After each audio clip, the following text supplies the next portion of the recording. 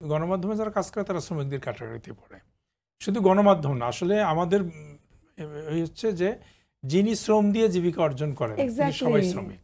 একদম এটা আপনি গণমাধ্যমেই হোক আর সে দিনমজুরি হোক, তাকে শ্রমিক বলতে হবে, তার সুরক্ষা নিশ্চিত করতে হবে।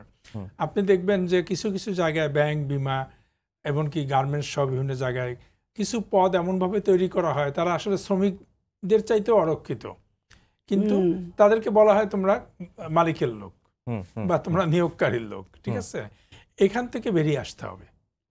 যিনি জীবিকা অর্জন করে তিনি শ্রমিক। আমি যেটা বলেছি একবার যে অর্থনীতির সাথে আপনি যখন যুক্ত থাকবেন তখন আপনার বিভিন্ন পক্ষ বিপক্ষ থাকবে আর জীবিকা অর্জন থাকবে।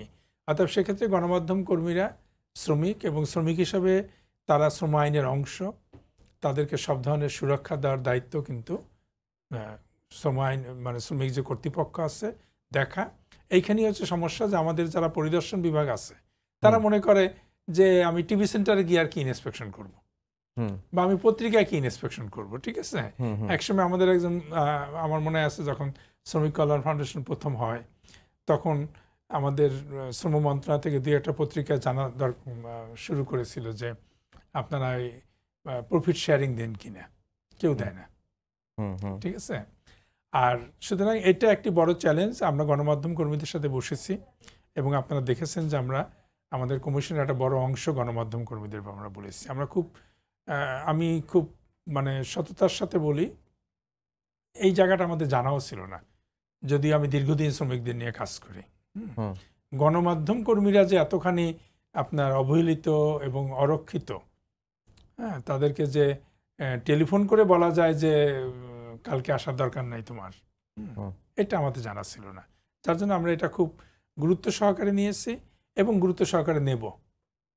কারণ যারা এই সমাজকে জবাবদিহিতার মধ্যে রাখবে তাদের তো জবাবদিহি হতে হবে।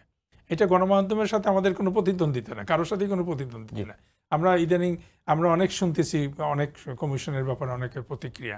কমিশন সুপারিশ দিয়েছে, এর ভিন্ন মত থাকতে পারে যে কোনো কমিশনের ব্যাপারে, সেটা সংসদ আপনার পরামর্শও থাকতে পারে। এবং কমিশনের সুপারিশ কোনোটাই পাথরে লেখা হয় না, সবগুলোই কম্পিউটার কম্পোজ করে কাগজে ছাপা হয়েছে।